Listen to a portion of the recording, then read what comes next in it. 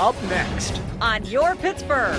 movie star Jeff Goldblum comes home. What's it like to be back in Pittsburgh? Fantabulous, fantastic. Must go faster. You know his blockbuster movies, but what about his early days growing up here and how he surprised his parents? My parents were like, you what?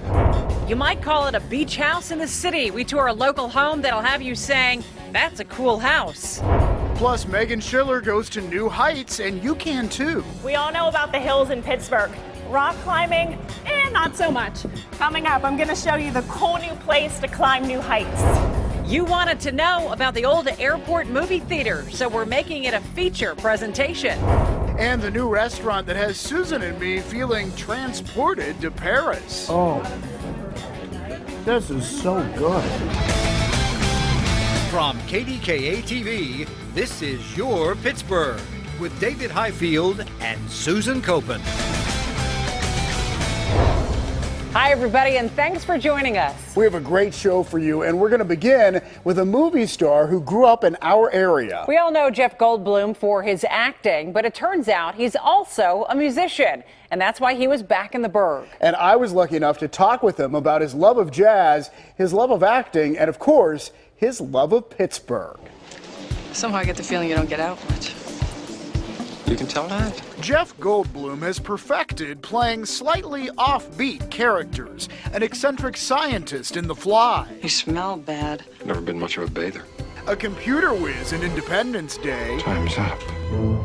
and a top hat wearing attorney in the Grand Budapest Hotel. But it's not his acting, it's his music that brought him back home recently. What's it like to be back in Pittsburgh? Fantabulous, fantastic. And he came ready to talk and reminisce about the city where two of his great passions were born, acting and jazz. And let's begin with the music. He was here promoting his new album, touring with his Mildred Snitzer Orchestra. He plays piano and remembers being introduced to jazz at an early age, growing up on Linwood Drive in West Homestead. It went to that, like that. And I was like, I don't care how long it takes me to learn this, I'm going to sit and play. I'm going to practice this. And I did. That's when I started getting a little bit better. He got good enough that as a teenager, he decided to make a big jump and play for money. So I locked the door and I got the yellow pages, the only then access to making contact with telephone numbers, and I went, looked up cocktail lounges and went from A to Z and called up. I thought I was being scammy in some way and said, hey, I understand that you need a piano player. Most of them would say, no, I don't know where you heard that. No. But eventually, he got gigs. My parents were like, you what? Really? Yeah, we'll drive. We'll drive you to anything. Fast forward to now. He played 2 sold-out shows in Munhall recently that brought out the fans. He was really funny and just the music was really good. Marty Holleran was a year behind Goldblum at the old West Mifflin North High School. Same guy he is today, honest to God. Same guy he is today. Down to earth, Mon Valley guy. But for now, I'll settle for this sweet little, who's going to get him first? And of course, it's his blockbuster films that most of us know him for. Must go faster. Jurassic Park, Independence Day, The Big Chill. The list goes on and on. He remembers getting a taste of acting with summer programs at both Chatham and Carnegie Mellon, and the time he was cast as a lead. I was so exhilarated. At the end, my parents said, geez, how'd you like that? I didn't say much. I kept it secret. But it was then that I think I solidified the seed of an idea that I was going to be an actor. And that seed of an idea began to grow. I would take a shower every morning before school and it would steam up the glass door. God let me be an actor, and then I'd wipe it off so nobody would find it, but I'd do that every morning. He left Pittsburgh at 17 to pursue acting in New York.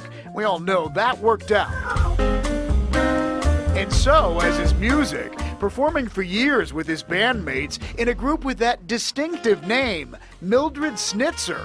So who was she? She was a wonderful woman and friend of my mom's, Shirley's, and she used to come over to the house all the time. He liked her name and her attitude, so he named the orchestra or band after her. Can you play me something sweet? Yeah, a D, a bouncy D. And he's loving every minute of performing. He's 66 and not slowing down. In fact, he continues to shine. And I think these last couple of movies, I'm getting better. I think I'm on the brink of my best stuff, certainly piano-wise. All this recent opportunity and flurry is a kind of a growth spurt for me, and I'm playing better every day. And likewise, acting.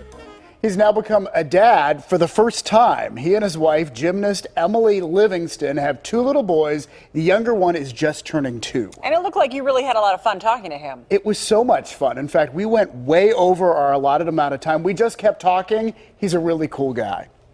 Okay, getting from Pittsburgh to London just got faster. A vending machine for cars. And Kennywood's newest coaster is about to debut. Just some of what's happening as we check out what's new in the Burgh. Kennywood's steel curtain is about to open this summer, and it'll be a record breaker. Named after the Steelers' defensive line of the 70s, it'll be the tallest coaster in Pennsylvania. It's where the log jammer used to be. Speaking of rides, you can get a new one at the Carvana vending machine that they've built near Bridgeville. Yes, a vending machine.